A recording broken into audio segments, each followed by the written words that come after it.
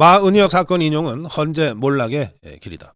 마은혁이라는 자, 미국과 일본을 배격하고 노동자 최대의 적은 미국이라고 주장했던 뼛속 깊이 반미 사회주의자.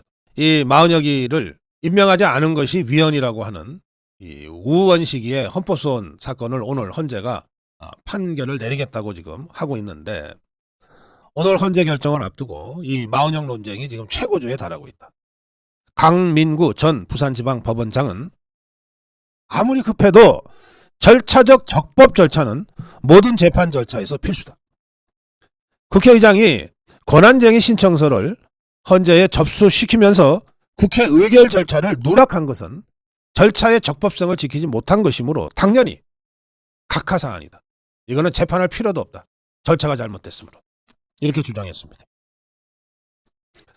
또 헌재는 지난달 3일 이 사건을 접수한 후 준비 절차 없이 지난달 22일 첫 변론 기일을 열었고 1시간 20분 만에 사건을 종결했고 이틀 뒤에 선고일을 오늘로 정했다. 헌재의 졸속 심리, 절속 선고다.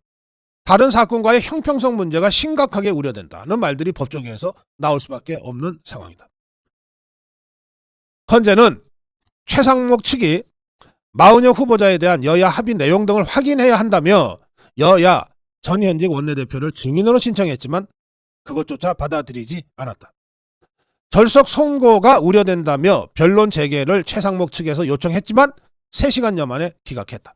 그래 놓고서는 선고를 사흘 앞둔 지난달 31일 오후 1시쯤에 갑자기 최상목 측에다 여야의 재판관 추천서 제출 경위를 서면으로 제출하라고 요구하며 오늘 중으로 내달라고 했다. 최상목 측이 설 연휴가 겹쳐서 당장 내기 어렵다면서 변론 재개를 다시 신청했지만 헌재는 오늘까지 결정을 내리지 않고 있다. 이인호 헌법학 교수는 지난 1월 31일 급하게 서면 제출을 요구한 것을 보니 헌법재판관들이 결정문을 적다가 사실관계가 불분명했던 것 같다. 요구한 당일 제출하라고 한 것도 상당히 급했다는 뜻이다. 도대체 이런 재판이 어디 있느냐. 차진아 교수는 한도수 국무총리 탄핵 때 국회의장이 의결 정족수를 151석으로 정한 데 대해 국민의힘이 제기한 권한쟁의 심판은 시작도 하지 못했다. 그런데 마은혁을 선고를 해? 형평성 문제가 불거질 수밖에 없다. 자, 여기서 말하는 절차적 부적절성과 동시에 헌재가 인용을 하면 그러면 최상목은 무조건 임명해야 하는가에 대해서도 지금 논란이 계속되고 있는데, 그 문제는 이렇습니다. 헌법에 국회와 대법원장에게 선관위원과 헌법재판관 선출 권한을 부여하고 있어요. 그런데 선관위와 헌법재판관 두 기관의 임명 방식을 다르게 규정하고 있다는 거예요. 다르게. 헌법 제114조는 선관위와 관련된 것인데 이렇게 되어 있습니다. 선관위는 대통령이 임명한 3인, 국회가 선출한 3인, 대법원장이 지명한 3인 위원으로 구성한다. 이렇게 되어 있어요.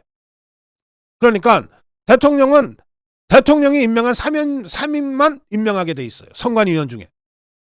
나머지 6명은 국회가 3명, 대법원장이 3명 뽑으면 자동으로 임명되어 있는 거예요.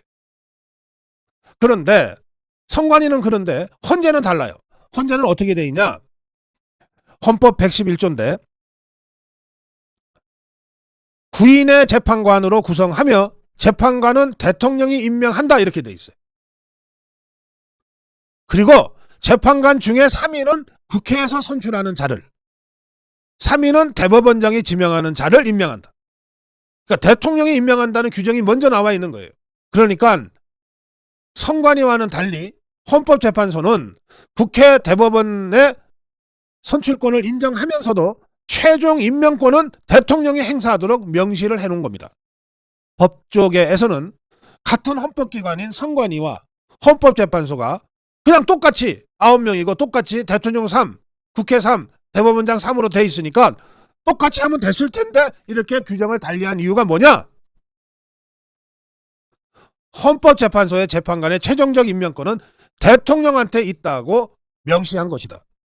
따라서 권한대행도 똑같이 대통령과 같은 권한을 가지므로 헌재가 오늘 마은혁 임명하지 않은 게 위헌이라고 결정을 내려도 마은혁을 자동적으로 무조건 임명해야 되는 것은 아니다. 헌법 제111조에 따르면 그렇다 하더라도 헌법재판소가 마은혁 인용을 하더라도 최상목은 그것을 임명할지 말지 판단할 권한이 있고 임명 안 할 권한이 여전히 있다. 이런 뜻입니다. 이를 근거로 최상목 측은 마은혁을 반드시 임명하지 않아도 된다는 입장을 현재까지 고수하고 있는 것으로 알려졌습니다. 이 문제와 관련해서 최상목 측은 헌재가 마은혁 불임명 위헌 결정해도 법무부와 논의해서 결정하겠다. 이런 입장을 갖고 있습니다. 국민의힘의 권성동은 최상목, 마은혁 임명을 거부해야 한다. 헌재가 인용 결정을 내려도 마은혁 임명을 거부해야 한다. 그리고 헌재는 한덕수 탄핵 사건부터 먼저 결론 내야 한다고 주장했습니다. 자, 이 문제와 관련해서 대통령 변호인단의 공식 입장이 나왔습니다. 국회 측 대리인은 법률과 적법 절차를 무시한 매우 위험한 해석을 하고 있다. 국회 측 대리인은 국회가 권한쟁의 심판 청구를 하는 경우 국회의 의결을 거쳐야 하는지에 대해 규정이 없으며 국회 운영의 전례에 비추어도 특정 소송 제기, 응소의 과정에서 국회의 의결을 거친 예가 없다고 주장하고 있는데, 그러나 국회법 제109조는 의사는 헌법이나 이 법에 특별한 규정이 없으면 제적의원 과반의 출석과 출석의원 과반의 찬성으로 의결한다라고 규정하여서 국회가 의사를 결정하고 공식적 의견을 표명하거나 행위를 할 경우에는 본회의 의결이 반드시 필요하다는 것을 보여준다. 따라서 국회의장이 국회의 권한이 침해되었다고 독단적으로 판단하여 국회의 이름으로 권한쟁의 심판을 청구할 수 있다는 것은 국회의장이 국회의 의사를 단독으로 결정하고 공식적 의견을 표명할 수 있다는 지극히 위험한 발상에 다름 아니다. 국회 측 대리인의 인식이 가장 놀라운 부분은 본회의 의결이 필요하다면 즉시 본회의 의결을 거칠 수도 있다고 밝히고 있다는 것이다. 절차에 있어 중대한 흠결이 발견되었는데도 나중에 다시 거치면 되는 것 아니냐는 인식이다. 적법 절차는 무시하고 이미 합의된 결론만 빨리 받겠다는 생각이 아닌지 우려된다.